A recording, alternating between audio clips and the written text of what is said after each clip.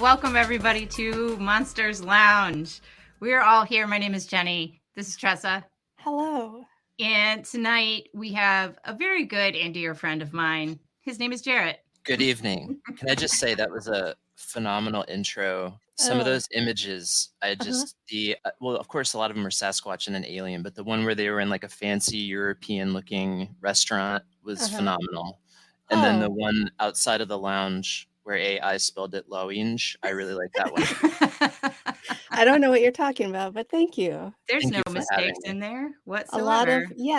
I put a lot of effort and hard work into that. Thank you very much. Clearly. It was very, very, very cool. I liked it. But thank you for having me. I'm glad to be here. Well, good. Tonight, we're talking about things that are very close to me that I love. National parks, missing 411, and aliens. I know. It's very exciting. Are you into aliens? I didn't think that was a thing you were into. A little bit. Are you just including I just kind of that? Tacked it on to the end there. Yeah. Realized my afterthought. Mistake. An afterthought. Yeah. Realized my mistake, and I thought, oh, great, aliens. Ugh, those things. Yeah. Yeah, I've never really heard you go on at length about aliens, so maybe it's good that we can be schooled a little bit on it. Oh, you're going to be disappointed is what I'm trying to say. It's a little too high of the expectations going on. Yeah. Lower it. I'm a fan of aliens. I just don't know a lot about them because I don't do the research because I'm too busy worrying about what's going on in national parks. Honestly, it's a problem. What is going on in national parks, Jeni? Nobody knows. Everybody's got theories. What's not going on in national parks? That's more so the question. Guys, national finding parks, missing people. That's what's not happening. No, they don't find them. National parks cover something absolutely ridiculous, like 50 million acres in the U.S. It's nuts. That seems like more than that's even in the U.S. That's a ridiculous amount of acres. I know, but that covers 434 national parks, but there's only 63 that kind of fit into this like category of when we think about these things like Grand Canyon or Yosemite or Arches, any of those places. Real quick, what does that even mean? What do you mean fits into that category? Like, is it just like, that playground is also a national park? Like, Well, the national park system, when it was kind of set up, it covers like national historic sites. It covers national monuments. So it covers a lot of things that aren't what we think of as an actual like park, where the areas are very, very small. Got it. Yeah. Thank you. No problem. The 63 are like, those are the ones that are like congressionally protected, right? Like, yeah. They're the ones that are deemed by the government, like hands off. Nobody can do anything with them. Like, which started with Teddy Roosevelt, who wanted to protect Paparoos, who wanted to protect these national like treasures, as he thought about them, these huge pieces of wilderness, and they're absolutely stunning. I've only been to a few, and I realized as I was doing some of the research for this episode and also some of the stories that I've neglected to tell Tressa because I keep trying to get her to go to national parks with me, and I don't know what effect this conversation is going to have. Listen, you already know I'm all in on that one single camping trip or whatever it is. So lay it on me. I want to hear about the weird stuff. All right. Are you an indoors kid? I am very much an indoors kid. Nature is gross. That's where dirt lives. No, thank you.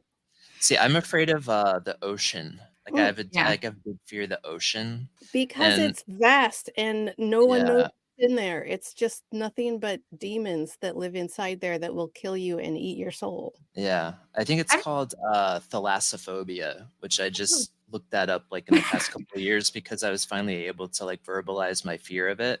And you're right, it's like the vastness of it. It's the same thing with space. Like I'm freaked out by space just because like I don't know, something where you can't really find like a horizon line or you can't really get your bearings really freaks me out. And then you have, like you said, like demonic things that live in the... Okay, all right, hang on now. We're not, there's no demonic things that are, maybe aliens. Maybe aliens. The verdict is still out on the octopus, okay? That maybe some alien life forms going on. Aliens, come I on will now. say, I will not what? sit here and let you people besmirch the ocean because it's fantastic. It's beautiful. It's also, it's the fear of getting lost for me. Like, if you're deep in the ocean, you don't know what's what, what's up, what's down, nothing. Same with space. You're lost forever, you're dead. No, thank you. I'm out. Same with forests. Forests are never ending. You get stuck in the middle of one, you're dead. You're lost. No getting out. You're dead. Nope. Yeah. Uh-uh. I've This seen is those videos from true. when they go to like the Marianas Trench. Those are like demonic fish. You can't tell me otherwise. Mhm. Nobody's dragging They anybody into the Mariana Trench. Is they is live. all I'm saying. You can go They, swimming in the ocean and not deal with devilfish. I don't what believe lives in you. no light? There's no light down there. Thank you. Only Demons demons. do. Mhm. Right. This is gonna go super well then. But you're right. Forests, very similar. Very Never-ending similar. space. Right. A lot of And demons. what lives in forests? Bears. They'll eat you. They don't care. They just You want food. hey, you know what else lives in forests? What's that? Sasquatch. And we do want Yeah. to see that guy. Yeah, but we don't Allegedly. know. Yeah, Allegedly. we don't All know what right. he No, he's fine. It's fine, whatever. But still, he's not going to protect us from a bear that's going to eat us or a mountain lion or whatever thing that's going to eat us that's Listen, probably there and waiting for us. Yes. listen. I don't want to talk about the bears and I don't want to talk about the mountain lions. I want to talk about all the other things that can make you disappear in national parks. All right. So back to it. Roosevelt set up the national park system, the National Park Service. He was actually had a couple, I think, experiences with Bigfoot. One where Yeah, one he of did. his hunting, a member of his hunting party was killed.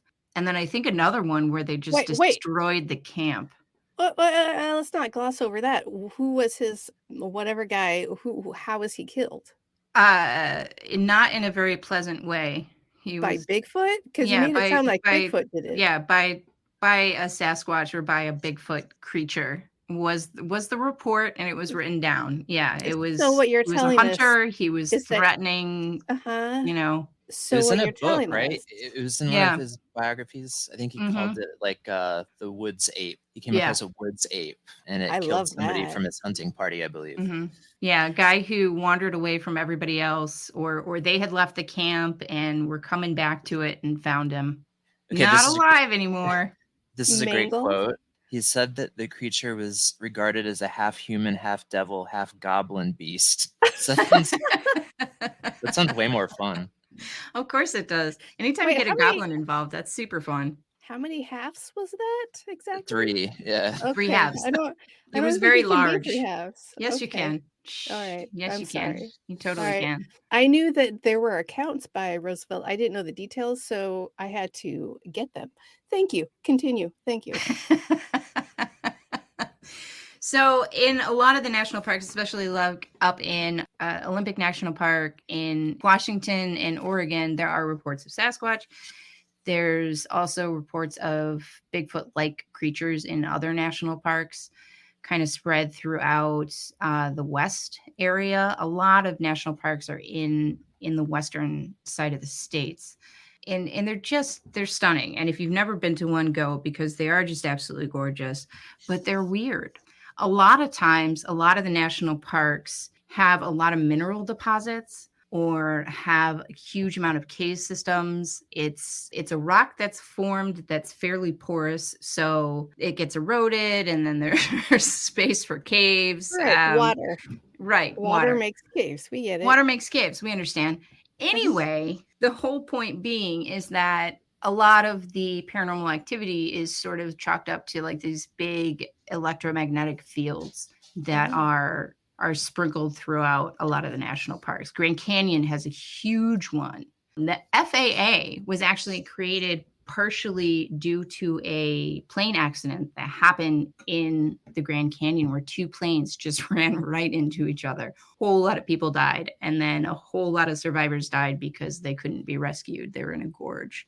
Oh God, what year was that? Oh God, that was like 1950s, Okay. I want to say. Yeah, which makes sense. That tracks. Or I could just be making it up. We're not really sure. Hey, you'll never know. You're not Mhm. going to look it up. Mm-hmm. those areas that you mentioned, so like national parks, but also the cave systems, and like you're talking more on like the western side of the US, but like if you look at stuff like cave systems on the eastern side, like especially underneath like Kentucky, when you get into like the hundreds of miles long cave systems, those are Yeah. all like quartz systems. So like quartz is like the main bedrock that's in all of those caves down there, and quartz can like really wreak havoc on electromagnetic spectrums. Mm-hmm. And if you were to look up like the USGS map of like the United States, like the highest levels of electromagnetism, it's always in cave systems. For some reason. So like, again, like in that cave system in Kentucky, but then also over once you get into like the Rocky Mountain range, and electromagnetism obviously can cause any number of things that I guess could be considered borderline paranormal.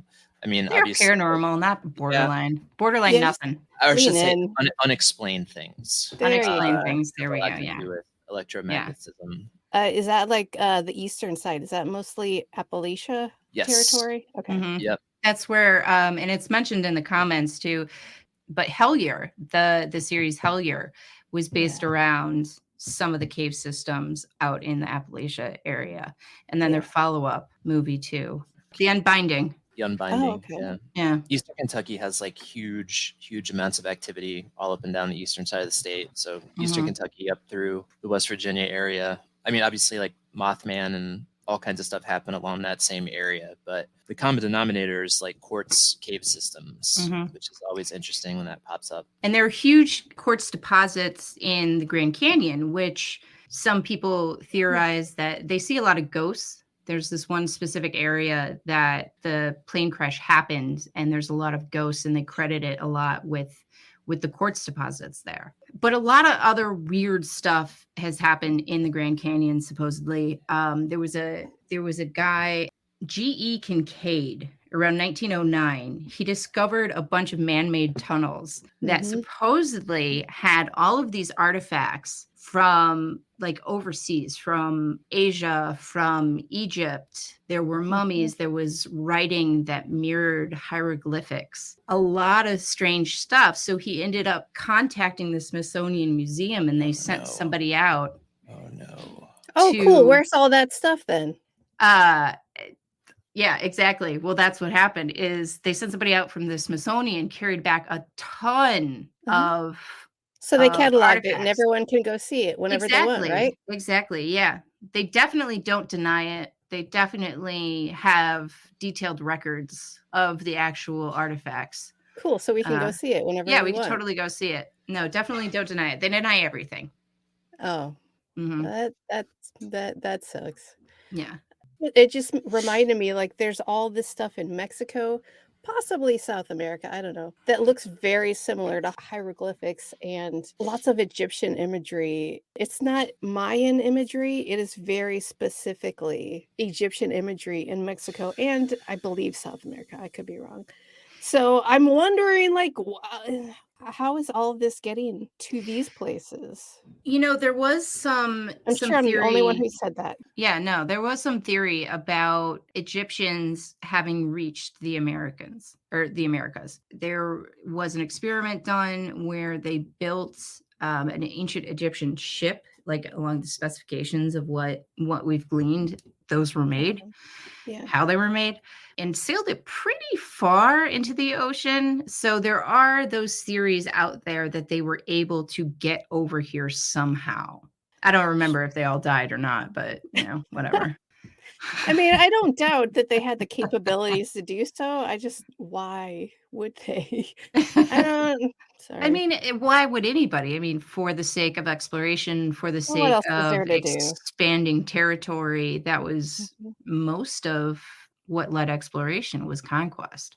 Anyway, going back to has all this junk. So going back to the Grand Canyon, it wasn't the only incident with some really strange things being found. There are forbidden zones in the Grand Canyon still. There's like over 300 caves Right. Actually over 1,000 caves, and only like 300 of them have been investigated whatsoever. And that's in between these mines and natural caves and these ancient man-made cave systems. So another guy later on in 1950 found a cave. He came back with these reports. He went off exploring. He came back with these reports that he was shown a cave that was sort of hidden, and it led to a room with multiple doors marked with strange languages. And when you would go through these doors, you would go into alternate realities. Heck yes. I know. So this is all the supposition around the Grand Canyon. Do we have details on these alternate realities? Because that's a big bomb to drop and just walk away. Yeah, Oh the yeah, one and then I that saw like some stuff that doesn't exist. It's fine. And then Yeah. another one, it's fine. The one that he specifically talked about was, it was a very futuristic city. Ooh. And he saw sorts of things like high towers, like skyscrapers, flying cars, people communicating with him without moving their mouths. Nice. So again, he left the place and then couldn't ever find it again. Oh, Because that's how it goes, right? Eh, Now, I've got a sweatshirt like that.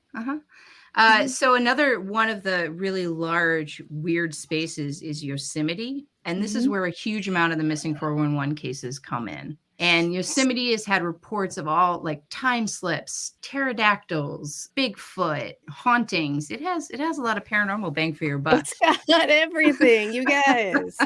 We got Bigfoot, we got aliens, we got missing people. Let's go. Yeah. When I say and kind of segue into this missing 411, because it's really weird, I'm going to throw that one over to Jarrett, because give me a little background on how that started. Missing 411 started a few years ago, but mainly spearheaded by one guy, David Paulides, who is an author of these Missing 411 series of books. And then now there's also a couple of different documentaries that you can find, and then any number of videos on this guy's YouTube channel. But he was originally a cop.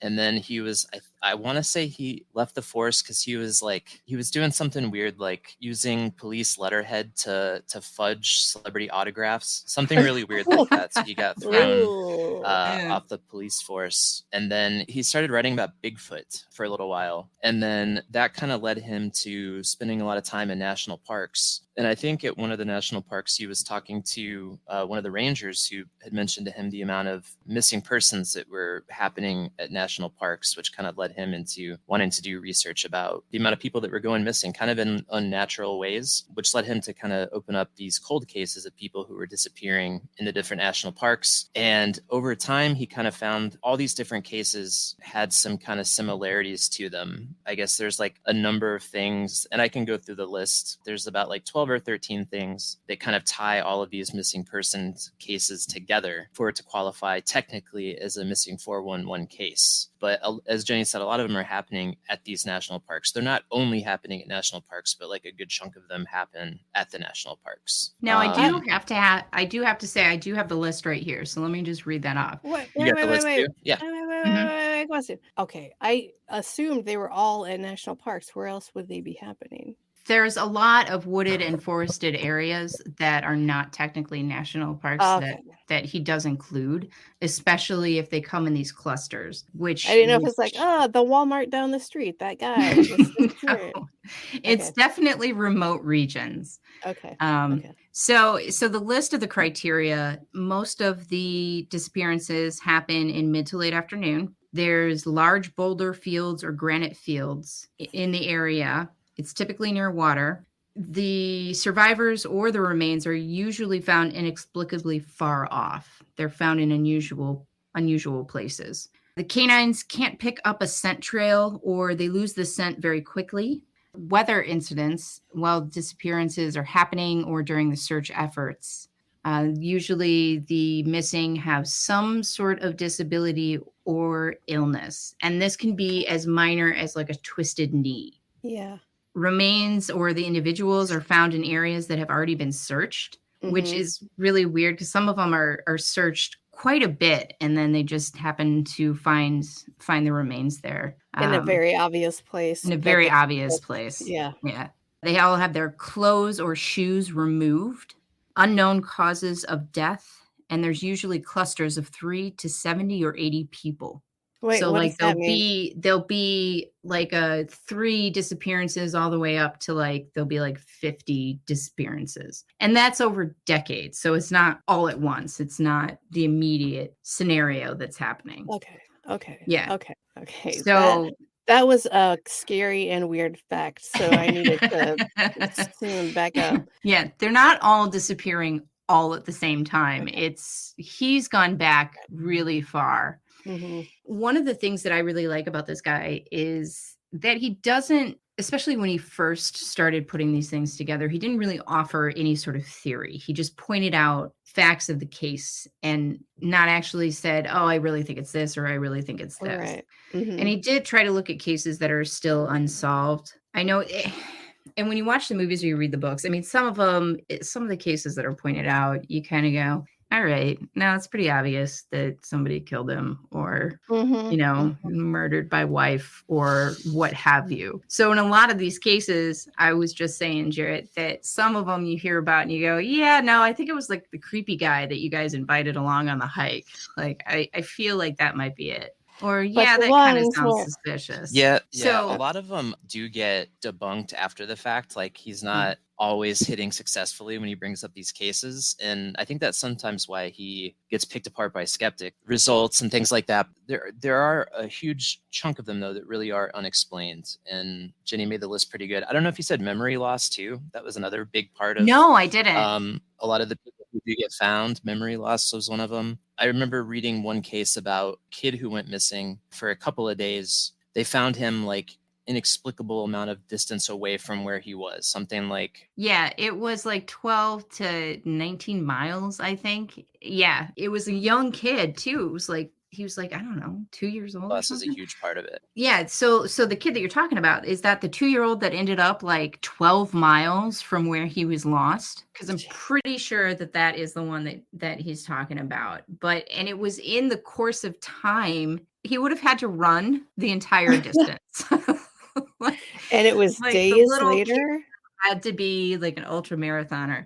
No, it was like 2 days later he was found. Just very inexplicable cases. And sometimes some of these guys are hunters. They've been in the woods forever, for their entire lives, and they get separated from their group, or they go off and they're for some reason alone and they'll disappear.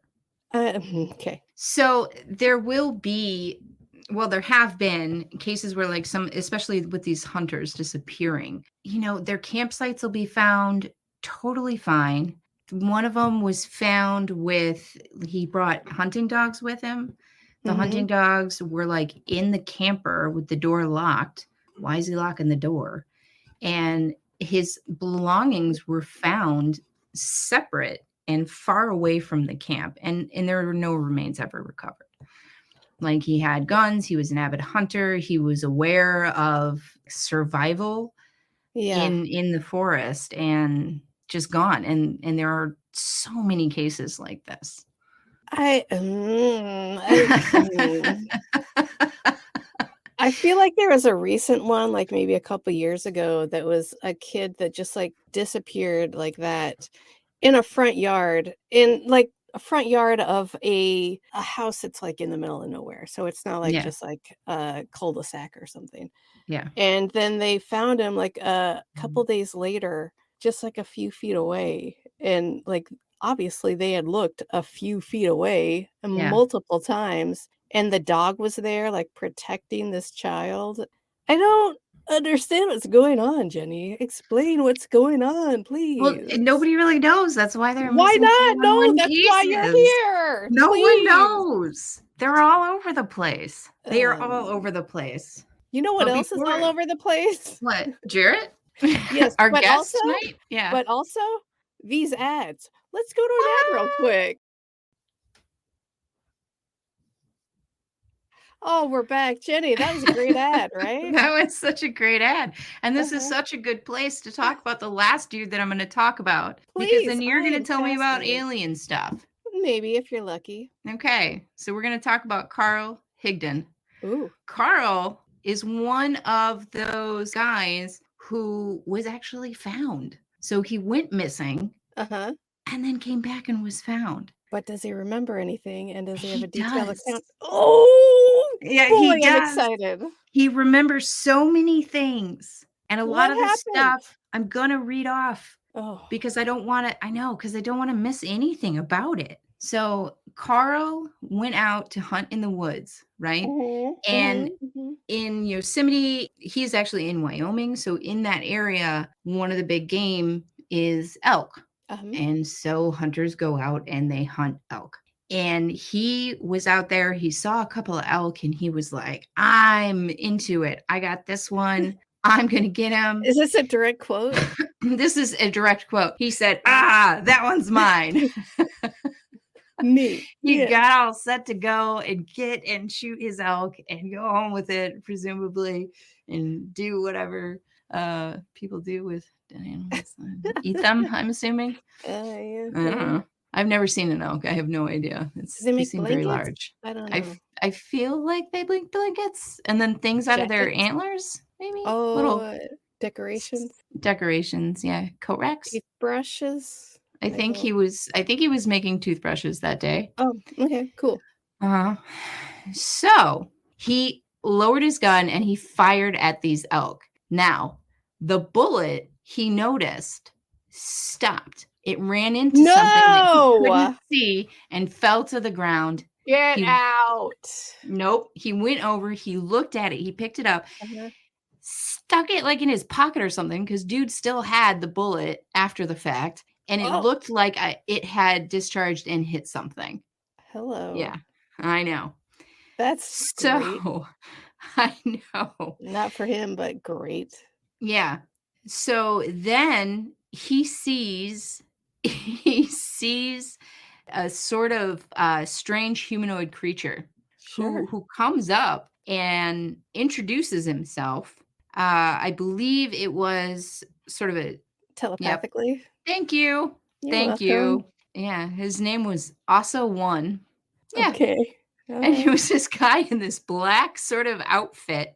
And he came up and he was, certainly after missing the opportunity of the elk, he was like, hey, buddy, what's going on here? I'm hunting and you're preventing me from hunting. And the guy was like, well, we're hunting too. We're getting our food. Yeah. I don't care for that. What does that mean exactly? That means he was going after the elk because wait, the alien or whatever it was? Yeah, he explained. What? Yeah, he explained that they do a lot of hunting, and he told Carl that they got their elk from there and that they get their fish from someplace else. Yeah. I don't. Yeah, it was a hunting trip. I need you to just hold up real quick. I got a few questions. Yes. So let's just call them aliens because I don't know what else to call them. Yes. They don't have any other source of food. Like you don't have a replicator. You don't. What are you doing hunting animals on Earth for food? You guys are from Lord knows where, and you're hunting elk and eating fish. That makes no sense to me. I'm not saying he's lying, but what? Yeah. No, it doesn't make any sense, especially because when you think about a lot of like alien encounters, they're not out hunting. They're just not. Listen, when I'm thinking about alien encounters, they don't even have esophaguses. They just have slits for mouths and little pockets. They don't eat. Listen, okay. All right. First of all, they've got to eat. They've got to eat. I mean, so I'm sure they have esophaguses through the or air, something. Through their pores. I don't know. You're asking wrong. me. No. You're asking me some questions here that I don't know the answer to, and I don't think Carl knows. I don't think Carl knows the answer to. It's fine. But he does know that he was taken on the ship. These memories were later on revealed when he went through deep hypnotism with a psychotherapist. And so he describes floating above the earth and being able to see things through sort of a giant window actually on the craft. And nice. And they decided after they took him over to get into whatever room they do these sorts of things in. They took him to get examined. His new alien buddy said, "You know what? We don't really particularly want you." And they You threw him say? out of the ship. They just dropped him off. And when he was picked up, he was mumbling about all of these things, and he had the bullet. Okay. Hmm. I okay. Yeah, I they just threw him out. oh okay, but what exactly does they just threw him out mean? They placed him gently in a completely different area. They literally No, like shot him out of their out of a craft. cannon, out of Yeah. a turned They into a circus. dematerialized and materialized him somewhere else. What exactly? They dropped him from the ship Wait, from dropped like literally? a little bit of height. Yes, literally dropped Okay. him All right. from a non-harmful height, apparently, very Like close to where he had his campsite. 3 feet or so. I'm thinking probably more like 10, but I don't know. I don't know either. I don't know what's Yeah. it sounds like a twisted ankle to me. I don't know. Who knows? Maybe they told them to tuck and roll as they were throwing him out. I mean, Rock that's and what I do. roll. Uh-huh. Good luck, Yes. buddy. We don't need you. Unlock, open the door, tuck and roll. I get every Places to day. be, man. Yes. Listen, I'm not an alien expert, and I'm No. certainly not a Mm-mm. UFO expert. But I make a lot of errands, and if someone's with me and they need to go somewhere, tuck and roll. I gotta go. I get it. Yeah. You make errands? Yes, I make them, and then I perform them, and then I go and do them. Yeah. Shut up. I mean, I've been in your car when you've told me to get out, and it really is just sort of tuck and roll. I've hurt myself, by the way. Listen, I told you to tuck and roll. It's not my Yeah, problem. I've torn Mm, pants. I just feel like the That's highway is not the most optimal place to I feel like you're not tell me tuck to and get out of rolling the right. car. I think Uh-huh. that you need to listen better. That's all I'm saying.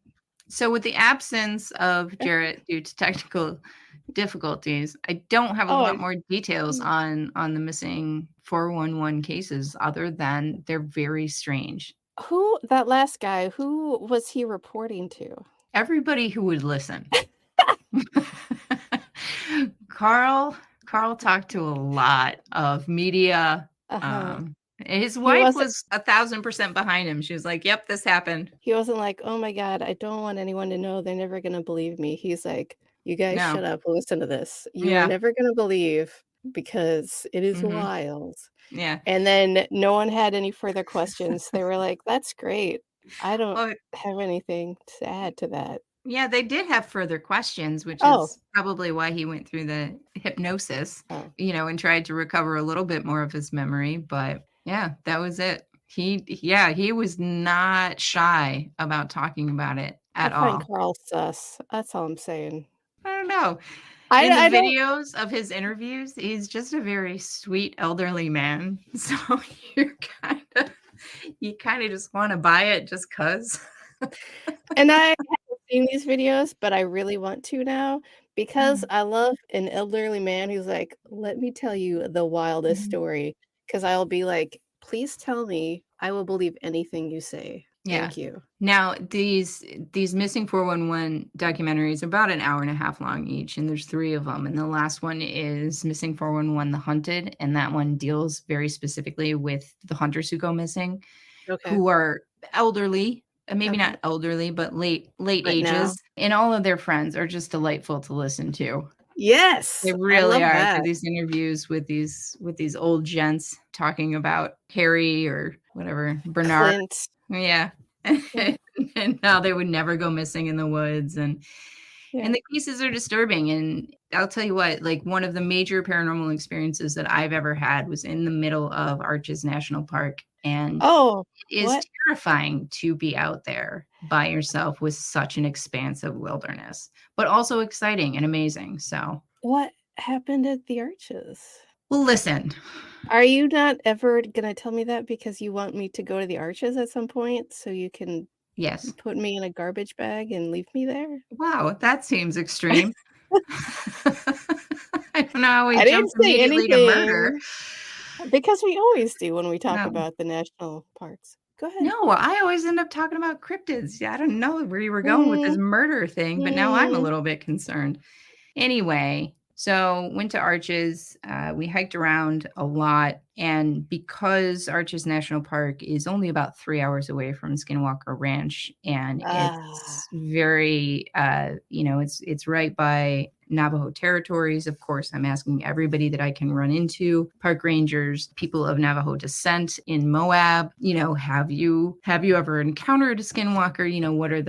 What are the rules? What are the regulations on those things? What kind of stories and personal experiences have you had? And the part of the skinwalker lore is that you don't talk about them a lot because they will right. come find you. Yes. It's like you're summoning them. Yeah. So fast forward to, I'd say about midnight. Skinwalker, Skinwalker. That's Jeni when she goes Yeah. camping. So fast forward to about midnight, and I'm out in Arches and looking at the stars because a lot of national parks don't close. They're open pretty much 24/7. And so you can go out and you can stargaze in Nice. these beautiful expanses of land. And, I do some meditating sometimes. I like to spend some time alone in nature. So, I got a great idea. I'm going to walk a little bit away from my group. I'm just going to have a little seat over here. I'm going to stare at some stars. I'm going to center myself a little bit, make some spiritual contact. And I don't even know because I'm a terrible judge of distance, but I got out of immediate sight of my group. I mean, it was a little bit of a hike. And all of a sudden, every single hair on my body just stood up, and I got a horrible I'm being watched feeling, and a large shadow just sort of skittered across the path in front of me. And I went, I'm going to go. And I hightailed it back to my group, and then I did not do that again. So that was my experience. But I think that that's a really good reaction to that experience. I thought would so. continue going back to my car and leave forever, but I think that at least leaving that area was a very good idea for you. Right, which is why, I haven't tried to talk you into going into Arches. We're just going to go into Olympic and go see the rainforest. That's what we're going to do. Get lost and That's Bigfoot territory. yay. So anyway, I'm leaving off my missing 411 with the idea that maybe sometimes the UFOs come on down, invite them to get on board, and they go off into the skies. Sometimes get shot out of a cannon and sometimes not. Thank you, Carl. I'll take it from here. That was not even the tip of the iceberg of missing 411, and I enjoyed it very much. Right, everybody? Okay, great. Anyway, let's talk about Pascagoula for a second. As we are all familiar, since it happened in 1973, it's been 50 years. I don't know why anyone else would know that, but yeah, it's been 50 years. And apparently not too long ago, new abductees from that very night have just come out. What's that about? Oh, what is the Pascagoula incident to begin Yes, with? You're please. probably asking. I am asking. I'm glad you asked. Here it is. Charles Hickson and Calvin Parker were abducted, and they were conscious and awake for the whole thing. And they were, let's say, experimented on. They had blood drawn. They had other substances put in their blood's place. It was just a very nightmarish, traumatic experience for them. And then they were just dropped off at the side of this river. They were both like, wow, that was weird, right? That doesn't seem normal. And I believe it was. No, were they dropped off or were they shot out? Through a cannon. I believe it was they just kind of appeared next to the river. From what I heard from eyewitnesses that came out much, much later. So Calvin's like, we are never talking about this. This never happened ever. And Charles is like, cool. And then sitcom sideswipe, we're at the police office and we're going to tell you about what happened. And they got separated and interviewed separately, and their interviews were recorded. Their stories matched up. Their stories never changed in 50 some odd years. It was just, this is what happened. And Charles was like, this is what happened. It was crazy. Let me tell you all about it. I'm going to write a book. I'm going to go on all the shows. And Calvin was like, Nothing. I don't. Ugh. And he eventually wrote a book a few years ago because his wife is like, "You have trauma you need to work through. Write a book." And he was like, "Yes, ma'am, I will do that." And he wrote a book all about it. And he finally started talking about it. Like his kids knew, do not ask about it. Do not talk about it. He will lose his mind. It's trauma from what he had told everyone in his book. Like he did not want to talk about it ever. When he went under hypnosis, Calvin, the first time he went into hypnosis, there was just so much trauma he was going through. He had this blood-curdling scream where they just had to shut it down and, like, change the parameters of the hypnosis so he wouldn't be in, like, so much emotional pain talking about it. Wild. Years later, when they came back, they noticed that there were people across the river that could see them, and they just, like, kinda brushed it off. Years later, those people across the river were like, "Oh, yeah, the wife, Maria Blair, was like, "Yeah, I saw him appear. I actually saw him leave, and then I saw him reappear." She didn't say how much later, but she saw him reappear. She saw the UFO, and her husband was like, "It's just a blimp." She saw something fall into the water, and she looked down, and she knew it wasn't right, and she knew it was reaching out to her, and her husband was like, "It's just a porpoise." They both were abducted as well. Her husband was tight lips the entire time until he was on his deathbed. Before that, she was like, "I am terrified. I don't know what's going on in this situation, and I'm terrified." She would like, "I know I saw something that wasn't right. I know I saw a being that was not a human. I'm terrified and I don't know how to talk about this. I don't have the words for this." And her husband, what's her husband? Jerry. Her husband, Jerry, on his deathbed, she was like, "Jerry, you need to tell me what happened because Oh, what happened?" And he's like, "Okay, he's on a ventilator, he's got a trach." And she basically had to like read his lips and then confirm what she thought he was saying to him because he couldn't talk. Deathbed confession. He was like, "All right, here's the deal." oh my God. Yeah. Yeah, it was a UFO. It was a spaceship, whatever. Blah, blah, blah.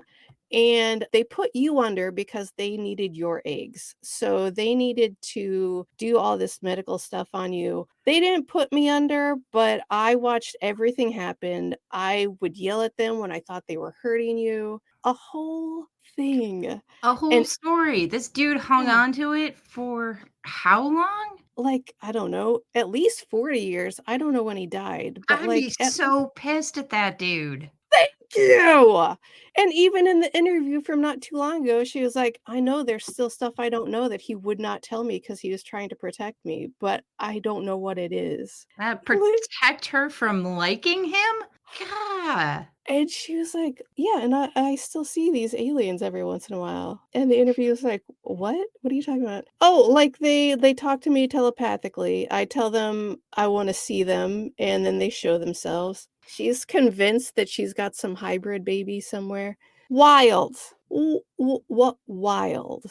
Listen. Yeah, none of this makes any. All right, so the original two guys, Mhm. um, Charles and Calvin. Charles and Calvin, Mhm. were abducted, and there's no idea of like how long they were gone. I mean, were Listen. people reporting them missing or Oh, here's the thing. I don't think they were gone that long. I'm not even gonna speculate because I didn't even look into how long they were gone, but it wasn't like days or anything. It was just like that night they were abducted, and then later Mhm. that night they came back. But there were so many people that were like, that never happened. Nobody saw anything, like whatever." But the sheriff's department, they got at the very least 50 calls about UFOs that night.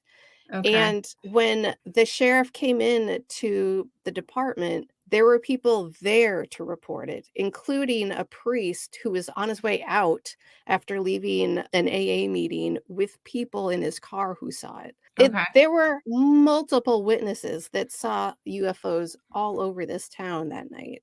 And then when Barbara and her husband were abducted, was it that same night that they Yes. were, or later on? Okay. Yeah, I think that Maria is her name. Maria. I Maria, don't know why I thought Barbara. I don't know either. Seems That's like a weird. good name.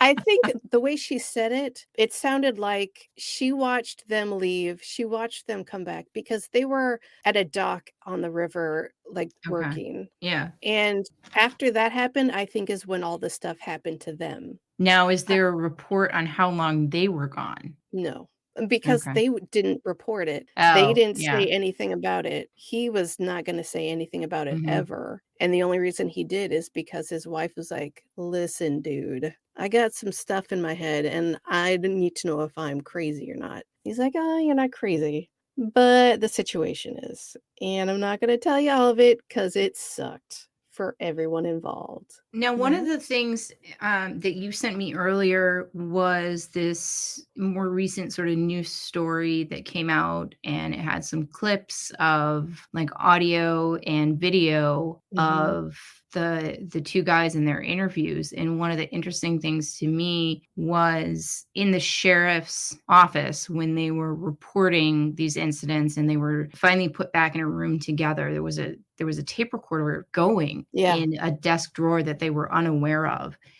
right, And the officers were like, oh, we're going to catch them this time. Like, they're going to be, we're going to leave them alone right, in a room together. And they're going to be talking about like this great joke, this right. great gag that they pulled. And when they went back to listen to it, it was just them talking about the experience we're not going to talk Matter about this. This is Yeah. what happened, like in a very Mhm. matter of fact way. Yes, and there's actually a released 45 record album of I don't remember if it was Charles or Calvin talking about his experience. I think it might have been Calvin. I don't think that was part of that recording, not to sidetrack you, but it sounds like he had to write down everything that happened because he didn't wanna forget because of whatever, Like and it like a sounds like 45, like an audio book, Yeah! or okay. No, no, no, like, "Hey, I have the hot new single, I'm gonna go put it on my record player," and it's this guy talking about how he bashed this alien's head in because he was angry they were doing experiments on him. It's Wait, wild. he killed one of them, and that's what No. she saw falling in the water? No, you're I'm getting so confusing things. confused.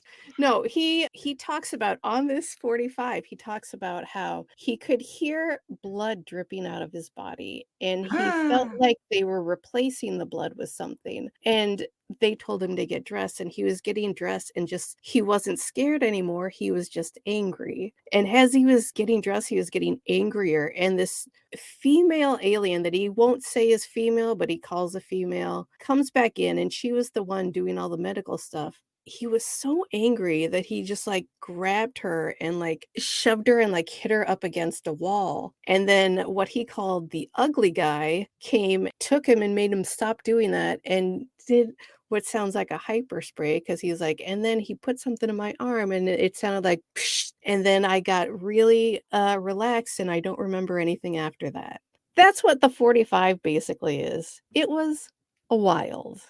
Can we So get one of these 45s? Oh my god, Or, I want one so bad. I mean, can we hear the him have they I released that part where we're hearing him talk about this assault on this female alien and then apparently given the best alien drug ever? right? I Yes, he describes the assault in detail, and I was like, "Oh, you assaulted a woman." It was my first What initial reaction. What did they look like? I mean, apparently, according to Barbara, they looked like porpoises or Mhm. dolphins, but With elephant skin. with elephant skin. Yeah, she and they both talk about how they have elephant skin, or it could be a suit that looks like elephant skin. Okay, so they're gray. Did they describe the rest of them? Because I'm thinking about elephant skin, and it's really wrinkly. You do that a lot. There's some little I do. I like elephants. It's They're wrinkly. uh There's little short bristly hairs. Mhm, mhm, mhm, mhm. Very Yeah. tough. Yeah. Okay. I don't know how familiar they are with elephant skin, but it was Okay. just gray and wrinkly, I think. Okay. But there were Okay. also different species, question mark, of aliens that they interacted with. So the female that did all the medical stuff, he made it sound like she was a lot more just like a human, but basic. No breasts, one Oh, longer okay. middle finger, I think, but So like kind of a not. generic what you think Yeah, about when you think about what an alien looks like. right. But not human, but not weird and crazy like elephant skin. The elephant skin guy he was like a bipedal elephant, but not. He had elephant legs and elephant skin and pincers instead of hands. And I'm still confused about the head was supposed to look like because it's weird. Not Now really a did neck, but yeah. now did they have any kind of mention of the esophagus of the alien? Because according to you Unfortunately, no. No, earlier, no, yes, that's Great Aliens, that's a textbook, yes. Why don't you no know this, esophagus. Jenny? Okay, all right. Mhm, mhm, mhm. That's pretty much really new information about this is Maria's input. She seemed sincere. Her kids know about it and know what they can and cannot ask. Mhm. Her husband has passed, so I'm sure it's a free-for-all over there. It's fine. She doesn't care. She just wants to know exactly what happened, and she'll never know because her husband's like, "Nah." Well, he's not doing that anymore. He's just now not telling her. That's terrible. You Yeah. know, one of the things that I love about some of like the alien encounters or the abduction stories is the absolute conviction with which people tell them. And it's not people who have spent like a lifetime sort of spouting off these stories. There's so many people who have like one incident and that's it, you Because know? it's the most insane incident, they're never gonna forget any detail ever. Like, even Maria was like the interviewer was like, "Tell me about this and this," and she's like, "Listen, this was, like, 50 years ago, like, Yeah. I'll tell you what I remember." And I so get that. Even the most traumatic, most crazy incidences in my life, I'm like, "I'll tell you what I remember, but 50 years ago, Jesus, Well, yeah. come Yeah. on." No But one's asked me about this ever. what I mean is that they're people who go along like these perfectly normal lives and they'll have like one encounter, Mhm. and they'll report back on that and then there'll be no other encounters. And then there's other people who will continue on being contacted or checked in on, or I've got a buddy who actually started off as he was going to be in the National Park Mhm. Service. Yeah. And he was on, when you first sign up to be a ranger, you have to, at least back in the day, you had to do fire watch or like fire walking, where you would just walk portions and just kind of observe anything unusual happening, like looking obviously for fires or things that were going to be detrimental to the park. And Sure. that would be just your thing. And he ended up having a UFO encounter on one of these things. First time it ever happened to it, never happened again. And he can describe it in very vivid detail. He wasn't Wow. invited on the ship, though. He just kind of observed the Oh, actual yeah. ship. We were gonna talk about invitations. Well, That's fine. yeah. I don't think that anyone in Pascagoula was invited. I think No. they were pretty much forced. So that it's fine. Yeah. Mm. Well, along with any of the, a lot of the cryptid sightings, like there's so many commonalities behind reports and it spans over time periods and decades. I mean, with any experience in life, there's going to be different factions to it. Not Mhm. every experience is going to be identical. So I'm not going to discount an abduction experience because it was different from a different abduction No, experience that but I there's heard so about. many similarities. Exactly. There Yeah. are a ton of There's like there's I enough went similarities to be like, "Yeah, that sounds right. That sounds like what I've right. heard." Listen, I went to Aldi and they had groceries there. And someone gave me their cart and I didn't have to put a quarter into the cart. Mhm. Now, this other guy, he had to put a quarter in the cart, so I don't believe that he actually went to Aldi. So that's all I'm saying. But you guys Mhm. both ended up with a cart, and you both knew Did about the we though? quarters, and you Did both we? knew about the quarter Did we? scenario, so I'm saying, Did we? I'm trying to support These And I reports, am right? shutting And you you are down arguing with me about it. in a comical way, Jeni. It's for the lulz. God. Listen, I think we can all agree that Aldi is a great store, Yes. Yes, we can. quarters notwithstanding. Mhm. Maybe No, it's a good thing for the quarters. Maybe it's not. I don't know. it It's keeps the apparently a big prices thing. low. Yeah, because they Eh, don't have to worry about errant carts running away. exactly. Or hire anyone to corral them. Correct. So, Jeni, what a crazy night of missing people and Including Jarrett, who went missing yes, several times from this show. including right now. I really should check on him. He really kept on theme with this one. That's what we like to do here. Keep on theme. That's right. Everybody, thank you for joining us this week. Hopefully, we'll see you next week when we'll be back with more crazy, weird, fun stuff. Jeni, you have anything to say that's better than what I just did? I don't. There is more. I do have more to say. You're welcome. Thank you for participating in the show, listening and commenting and all of the things. And we will see you next week. Thank you. Goodbye.